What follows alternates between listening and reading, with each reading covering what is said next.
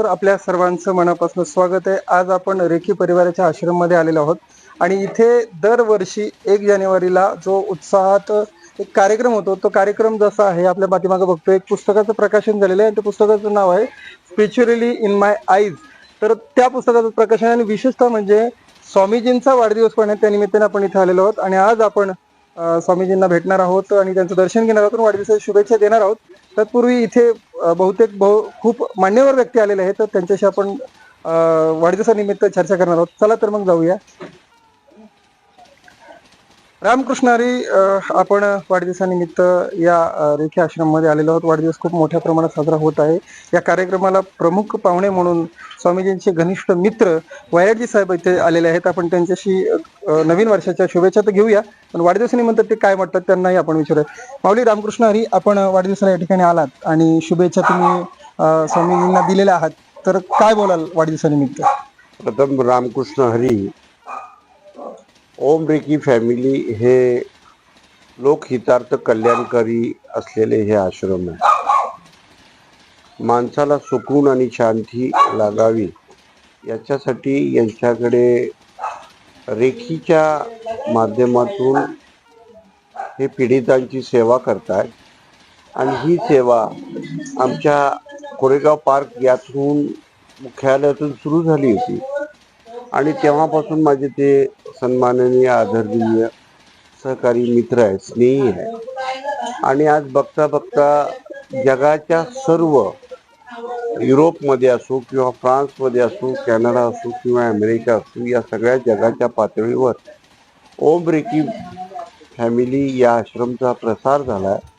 लाखो ओशोच्या रूपाच्या विचाराची धारा आणि ओम रेखीची धारा ही एक समीकरण करून सगळ्या जगाच्या पातळीवर ह्या ओमानंद भारतीच्या रूपामध्ये एक ज्ञानपीठ तयार झालेलं आहे आणि ती सगळे देशपातळीच्या बाहेर जाऊन जगाच्या नकाशावर ओम रेखी फॅमिलीचं नाव इथं झळकलेलं आहे।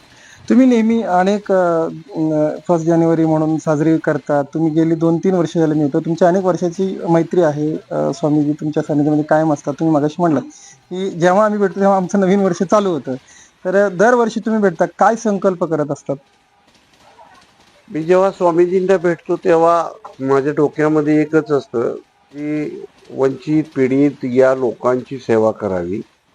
ज्या धर्तीवर ओमानंद भारती स्वामीजी ओम रेखी फॅमिलीच्या माध्यमातून करतात, तशा धर्तीवर आमची ऑर्गनायझेशन ही करते, तशा धर्तीवर आम्ही त्यांचा करतो। त्यांचा आदर्श ठेवून आम्ही ही चळवळ महाराष्ट्राच्या कानाकोपऱ्यात नेलेली आहे। जो वंचित पीडित माणूस आहे त्याच्या सेवेसाठी सदैव आम्ही पुढाकार घेतो।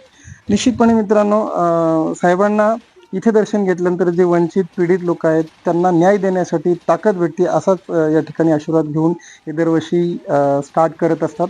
तर यांना अनेक शुभेच्छा देऊया, असाच हा कार्यक्रम दरवर्षी हो हीच आपण माऊलीचरणी प्रार्थना करूया। साहित्यातील अनेक गोष्टींना समाजासमोर आणणारे प्रोफेसर रतनलालजी सोनाग्रा या ठिकाणी आलेले आहेत वाढदिवस साजरा करण्यासाठी। आपण त्यांना बोलूया आणि विचारूया। माऊली रामकृष्ण हरी, आपण दरवर्षी येत असता, ह्या वर्षी आपल्याला पाहिलेलं आहे। आज विशेषतः म्हणजे पुस्तकाचं पण अनौग्रेशन होतं आणि तुम्ही गेले अनेक पुस्तकं लोकांना वाचायला सांगितलेले आहेत। आज दूध शर्कयुग आहे, तर काय बोलाल वाढदिवसानिमित्त स्वामीजी? स्वामीजीच्या वाढदिवसानिमित्त मी त्यांचं अभिनंदन करेल आणि सर्वात महत्त्वाची गोष्ट म्हणजे की स्वामीजी आज या जगामध्ये जो एक महत्त्वाचा विचार आहे की सर्व प्राणी मात्रांना सुखाचे दिवस यावेत आणि जगामध्ये हे जे युद्ध संघर्ष आणि अक्षरशः युद्ध ठिकाणी पेटलेलं आहे, तर मानवता ही तशी घायाळ झालेली आहे। तर अशा वेळी शांतीचा विचार, त्याचप्रमाणे ध्यानाचा विचार, माणसाला स्वतःला समजण्याचा विचार, की हे जे शिल्प प्रकृतीने आपलं सुंदर बनवलेलं आहे, हे शिल्प जे लोक मोडतोड करतात ते किती दुःखद आहे आणि ते शिल्प सुरक्षित राहावं, मानवीय चेतना सुरक्षित राहावी, सर्व प्राणीमात्रांची चेतना सुरक्षित राहावी आणि या वसुंधरेवर, या धर्तीवर, या जगावरती प्रेमाचं आणि शांतीचं साम्राज्य यावं, याकरता जी जी माणसं प्रयत्नशील आहेत ही सर्व महत्त्वाची आहेत. म्हणून स्वामीजींचा हा प्रयत्न जो आहे तो खूप महत्त्वाचा आहे. ते फ्रान्समध्ये देखील ते गेले. जगाच्या सर्व पाठीवरती त्यांची भ्रमण चालू असतं.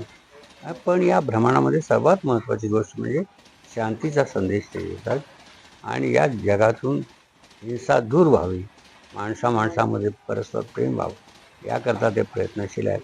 आज त्यांच्या पुस्तकाचं प्रकाशन माझ्या हस्ते झालं. मला खूप आनंद झाला, कारण जगामध्ये मी आता थोड्या वेळापूर्वी सांगितलं होतं की जर विध्वंस झाला तर काही टिकणार नाही. म्हणजे हे ज्या इलेक्ट्रॉनिक वस्तू आहेत त्यातले कुठलीही कॅसेट लावता येणार नाही, कुठलंही काही करता येणार किंवा कुठे कॅसेट लावायला सुद्धा मिळणार. पण निदान एखादं पुस्तक राहिलं तर ते कुठेतरी सुरक्षित राहील आणि त्याच्यातून विचार सुरक्षित राहील.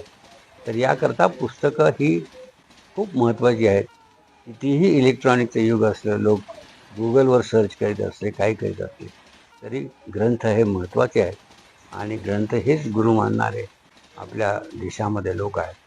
त्यामुळे मला त्याचा फार आनंद आहे. निश्चितपणे यांचं म्हणणं असं आहे की कुठल्याही प्रकारचे इलेक्ट्रिक साधने असले की ते एक नाशवंत आहेत, परंतु जसे वेद वगैरे जे 4 वेद जसे टिकून आलेत तसं पुस्तक देखील टिकेल आणि पुस्तक हे वाचायला आपल्याला मिळेल. आप हमारे साथ स्वामी जी भी है, आज उनका जन्मदिन है और जन्मदिन के अवसर पर आप क्या संदेश देंगे स्वामी जी? मैं सबको यही संदेश दूंगा कि सब लोग को ध्यान करना चाहिए, पूजा पाठ करना चाहिए, हर समय परमात्मा के बारे में सोचना चाहिए और संतों के बताए हुए मार्ग पर ही चलना चाहिए, उसी में सुख है। शिकायत करना छोड़कर धन्यवाद के भाव से भर जाएं। परमात्मा ने एक बार जो दिया है आपको, उसको देखो और उसकी सराहना करो तो आप पाओगे। तो परमात्मा आपके ऊपर तो बरस ही रहा है, आप बिना मतलब ही परेशान हो। जब एक छोटी चिड़िया को भी भोजन मिल जाता है, एक छोटी चींटी को भी भोजन मिल जाता है, तो आपको क्यों नहीं मिलेगा? बस आप अपने आप पर और परमात्मा पर भरोसा कीजिए, कठिन परिश्रम कीजिए, लक्ष्य हमेशा आपका कदम चूमेगा। स्वामी जी, आपने देखा ये इस जमाने में हर एक आदमी दुखी है। आज नए साल के इस मौके पे वो दुखी आदमी को सुखी करने के लिए आप क्या मंत्र दोगे? दुखी आदमी अपनी आदतों से है, उसकी आदतें जो है वो या तो भूतकाल में रहने की हैं या तो भविष्य में रहने की हैं, इसी वजह से दुखी है। अगर आदमी को सुखी होना है तो उसको अपने वर्तमान को सुंदर बनाने की कला सीखनी पड़ेगी, खुद को बदलना पड़ेगा। दूसरे को बदलने के बारे में न सोचें।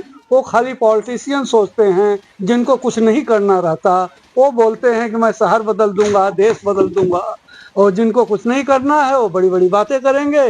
लेकिन अगर आपको सचमुच अगर कुछ करना है तो अपने आप को बदलो, आपकी दुनिया अपने आप बदल ही जाएगी और आपके चारों तरफ जो कोई भी आपके आसपास आएगा, आपके औरा के भीतर आएगा, उसका जीवन अपने आप ही बदल जाएगा।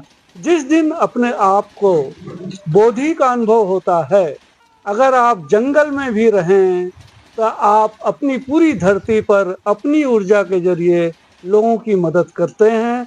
सभी संतों की कृपा से ही आज जीवन में जो सुख शांति बची है, उनकी कृपा से ही है। तो किसी भी संत को, कोई भी संत छोटा बड़ा नहीं होता, किसी भी संत को फॉलो कीजिए, उनके विचारों पर चलिए और आप पाएंगे कि आपका जीवन खुशियों से भर जाएगा। क्या बात है। स्वामी जी ने एक शॉर्ट में एक मैसेज दिया है, अगर आपको आनंदी रहना है तो वर्तमान में जिए और दूसरे की बदलने की चिंता मत करिए। अगर आपको आनंदी रहना है तो खुद बदलिए, दुनिया अपने आप बदल जाएगी।